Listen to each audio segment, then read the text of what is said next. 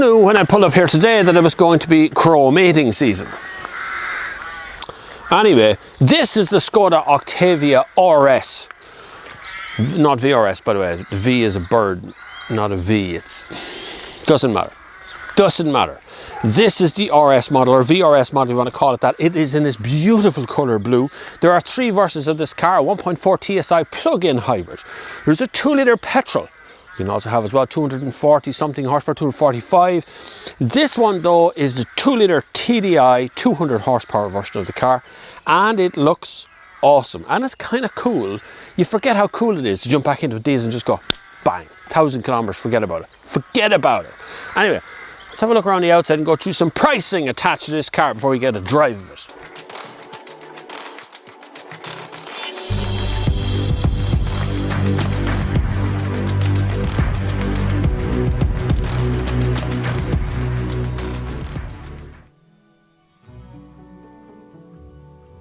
The new Skoda Octavia RS has 3 types of engines. The most affordable one is the 2-litre TDI, with prices starting at $42,245. Next up is the 1.4 TSI, starting at $44,790, and then the 2-litre TSI, starting at $45,515. It seems strange that the diesel is now the most affordable one. All of them either have a 7-speed DSG or 6-speed DSG. In the UK, a manual option is on offer. Skoda haven't done a lot in terms of design, but it still stands out in the crowd as something that you would want to desire to drive. It's different enough from a standard Octavia to make it look interesting, but not too different that it makes it impractical. This is still a very practical, good-looking, hot hatchback that isn't really a hatchback. The Octavia RS also has a very practical 600-litre boot with tie-downs and plenty of places to put everything, including even a spare wheel in the boot.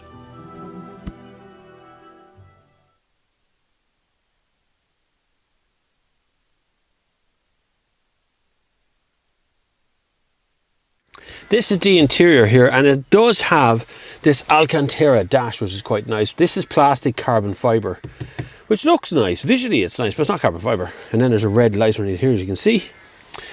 Then you have the digital dash, which is quite commonplace these days to get rid of all of the mechanical stuff.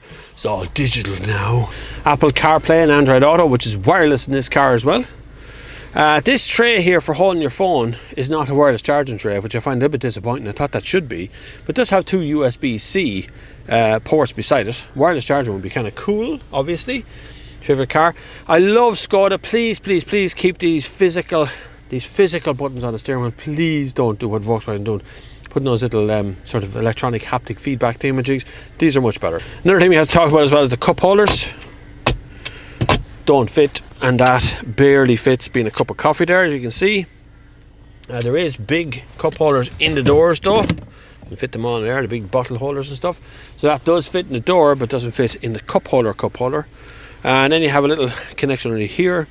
Absolutely love the VRS seats, or RS seats. They're gorgeous, just beautiful things to behold. It is super comfortable. You'll be happy driving on the motorway this car forever. But we'll get to the driving thing in a few minutes. Really like the touchscreen up here, works very well.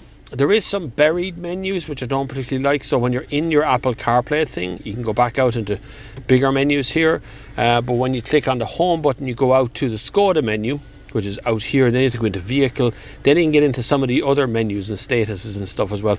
I do like that it's a VRS RS on the dash. What's the 2 reports now? What's that mean?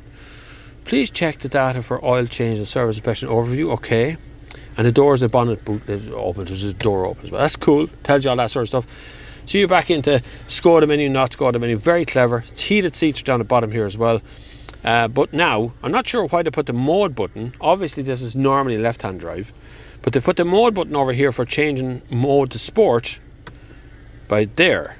And that doesn't cycle through it. So when you're pressing the button, it's just changing to the screen. So to change your mode, so when you're driving under oil, you feel a bit sporty, you press mode, then you press sport, then you're in sport mode. Then it activates the... That's a fake noise. I know, I got over it long ago. It's a fake noise, now I don't mind it. It's nice when you're driving along. Anyway, let's have a quick look at the back seat before we go anywhere else, right? Now this is how you do a back seat, okay? This seat is reclined, relaxed, reclined for me. Easy fit a fist in between the two of it. No problem. 2 USB ports down here as well, USB-C only. You got a little pocket here for devices, then a bigger pocket here for newspapers, I suppose, if anyone reads that anymore. Then you have LED stuff on the roof, and it's just glorious. It does feel like fake leather, pleather sort of stuff here in the middle. But you do have an armrest in the centre here with a very complicated cup holder, which opens up like this. Still not big enough for the proper cup though. And then sort of a pen holder thing in the back of it. And then you can put your stuff through the back as well with your load through lifter thing, which nobody ever comments on until I showed them. I realise how clever it is. Very clever to have that in there. Easy peasy stuff. I like it. Very nice. Anyway, on with the drive. So as you can see, there's a bit of value in the range. Curiously, the 1.4 litre TSI is actually heavier than the 2 litre petrol because of all the batteries and things in it, you know. But this 2 litre diesel now is a different ball game entirely. You can probably make out that noise that's there. This is just in ordinary mode. I can go into mode here and select sport without crashing, as you have to press 2 buttons here, which makes the noise louder. Yes, it's fake. I understand your concerns with it being a fake noise, but that's okay because noise is good. I just don't think we should be ignoring the fact that we can make noise.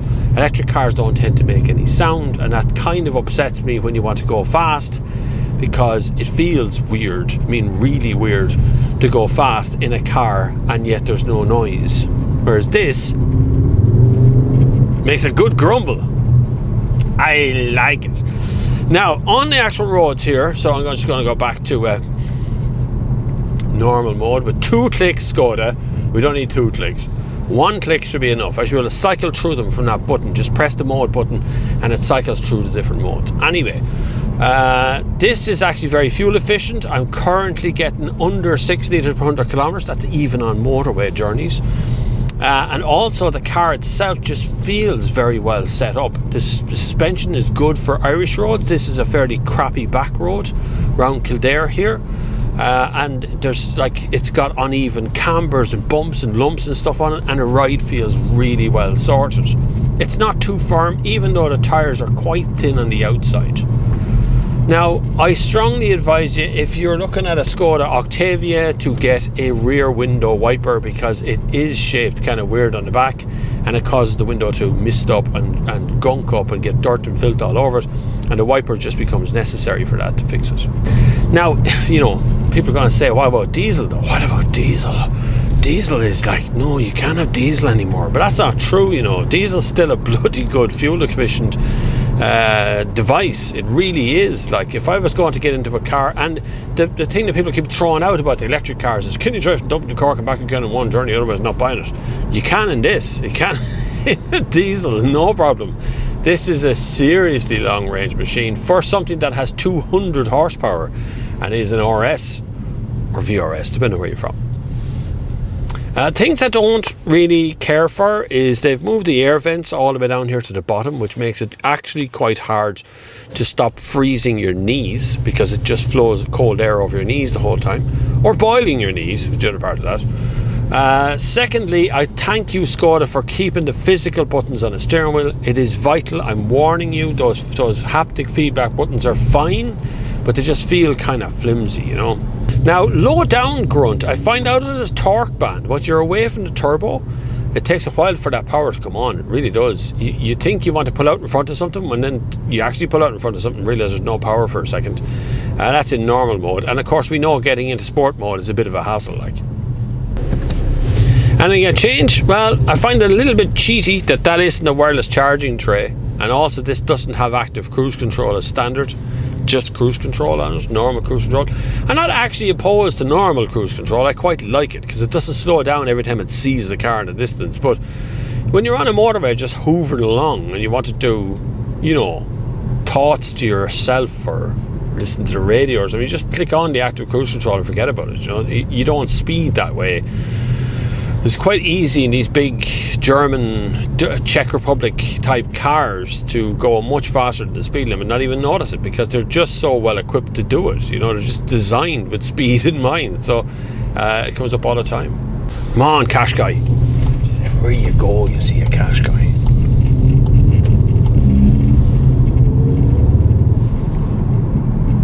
Mode, sport. 2 clicks. Should I say that again? I need 2 clicks. Please don't go down the motorway. Oh, you are. It's a Hyundai Tucson, and she's driving like a 4-year-old. Just gonna let her get away from me there as we're entering. There's nothing behind me, nothing going on behind me. You just get an idea. We're going onto the motorway now, so I'm just gonna do that. The great surge of power and noise comes on. We're off like a scalded rat. 200 horsepower, and it feels it too. Actually is quite torquey, quite nice to drive. It's very stable under acceleration. I quite like that. It feels like a bigger car than it actually is. Octavia is not a small car by any means. It's certainly bigger than a Golf, but it feels like a much bigger car on the road than it looks right now. On the motorway, it is of course very, very stable. All of these kind of German developed cars, or Autobahn developed cars, are all really good. I quite like driving in these cars. When you hold down the cruise control button up there, you set the current speed as the cruise. Just hold it down upwards. You really do feel like you're hoovering along. Now this is the old section of the N7. It's quite a rough surface here because it's got a berm that goes around to the left, and it actually has a slight camber on it as well. It goes off to the right for some strange reason. But we come up to there's a new 3-lane section up ahead, and that is the new surface, new tarmac surface, and we give those tyres a little spin on that as well. You see what it's like between the two. Now watch the surface change. Here we go. See the difference the surface makes? Now this surface is crap, by the way. The water displacement on this surface doesn't seem to be working at all. It actually pools in various places, and it's really bumpy. You actually feel the bumps all the time under the car, and this is brand new surface. It started out bumpy.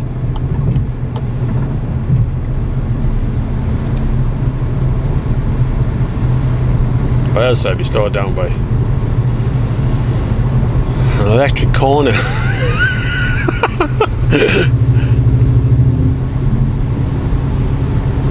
When you go on, speed limit's 120. When you go on, that's an electric Hyundai Kona. Shouldn't have I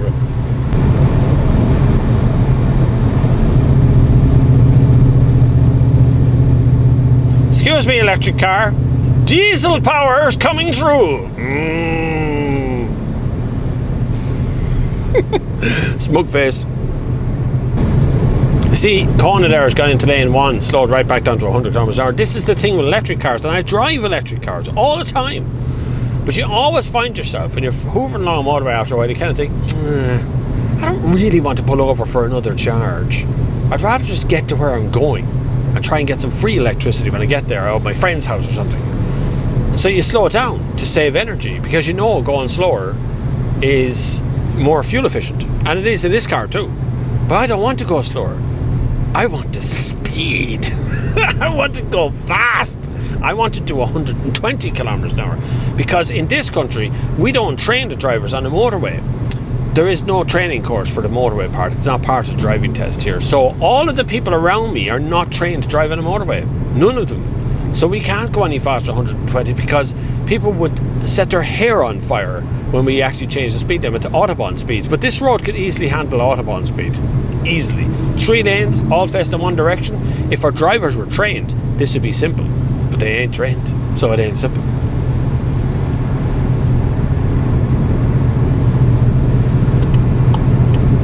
Anyway, having no speed limits in an electric car doesn't help, because you just run out of electricity.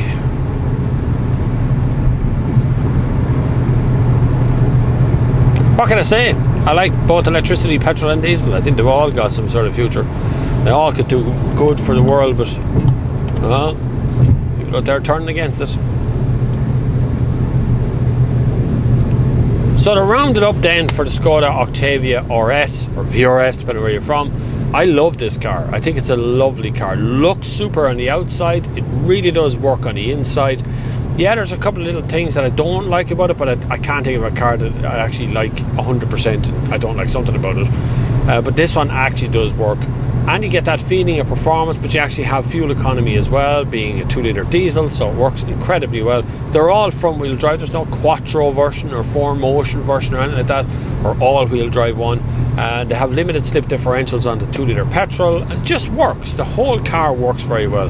There's something in this range for everybody, and I strongly advise you to have another look at Skoda Octavia RSs out there, because they just are supercars.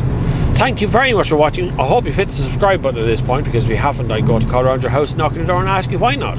Why not? Why haven't you clicked on the subscribe? What is stopping you turning the little red button in the corner to grey to say that you are subscribed? Good for you. Glad to hear it. There's also the links down below if you want to support the channel, like Patreon, PayPal, channel memberships. There's super chats on the Sunday services and all that sort of stuff. You can also check out bobflavin.com, which is my merch site, as they say, in the merchandise attached to the site.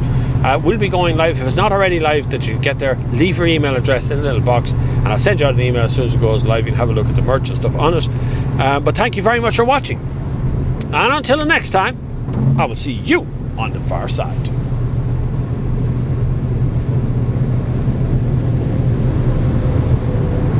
I know if I don't do the behind the scenes at the end of it now, I get complaints. Dear Bob, do you know you didn't do the bit behind the scenes part? You never did that part. Where did that go? And you go, I just turned off the camera at the end of it. But anyway, this is behind the scenes, yeah. So we're moving along behind a Ford Ranger here, just going to go into 100 km/h zone. I'm dropping this back today, and I think I have either 2 or 3 cars this week. I don't know what ones I actually have and haven't got. See, the pandemic, I had lots of cars booked in up to this point, and then COVID landed, and then lifted, and then landed again, then lifted again, and between the two, some of the cars got cancelled and other ones didn't. So it's kind of hard to determine what cars I actually have booked in to drive and what cars I haven't got booked in to drive. That's the issue right now that I'm finding difficult to deal with. But that is okay, because I know at least I have one car booked this week, which is a Skoda Kodiaq 200 brake horsepower. I know that one because I checked on that one to make sure that's still there. And I also have an Opel Crossland, I think, booked as well. Both quite nice cars, actually, in fairness. Just moved into the 100 km/h zone, so we're going to just hold down the button. We get down to about 100. There we go. Oh, I was going to put it in lane 1, but a car has appeared out of nowhere. A Toyota Prius is in lane 1. Behind the scenes, again, I got a new camera, so I'm filming with the new camera today, which is a Sony A6600. And I really like it so far. It's actually quite nice to have to not have to worry about focusing or any of that sort of stuff. I do all the manual controls myself, so I set up the color corrections on the thing is all mine, but the camera itself is completely run autofocus, so it's focusing on my face. It actually does eye focus, eye tracking, so it knows you're looking at the camera and it focuses on you, which is kind of cool. So I quite like that, but it's also mixing very well because I use a Sony X3000 here beside me, a kind of an action camera, so the two pieces of footage are very similar looking when you see them side by side, although that has picture profiles, which I've been setting up as well. I'm trying to become a little bit of an expert. I'm moving from Canon to Sony, and that's a kind of a weird thing for me because I've been Canon since I started doing YouTubes. I've been Canon. I've had a Canon, I don't even remember the numbers of them now, a Canon 50D, I think, a 60D, something else as well. I've had loads of Canon stuff and GoPro stuff, but I find the GoPro stuff now is too expensive for what it is. And I have a DJI, so the footage from DJI is very similar to Sony as well. But the upgrades have come from patrons, so patrons and channel memberships and all that sort of stuff, that's what's paying for the upgrades and things. So it's very cool to have you all aboard. It really does mean a lot, because it means the future of the channel is again secure for another few years, because I was bumping up against the point of not being able to do 1080p. Yeah, I could do 1080p, but I've not been able to do 4K or any of that sort of higher end stuff, and now I'm sweet again, because that's a 4K camera, and I have a laptop as well. I can edit 4K, so I'm okay. I'm alright again for another bit. Right, anyway, I'm gonna go now. Excitement's over. That's it. Back to the boring humdrum life of a motoring journalist, just picking up brand new cars and driving them, handing them back, getting another car. It's a terrible life, really, isn't it? Right, look after yourselves. See you later on. Bye bye now. Don't let the door hit you in the arse way out.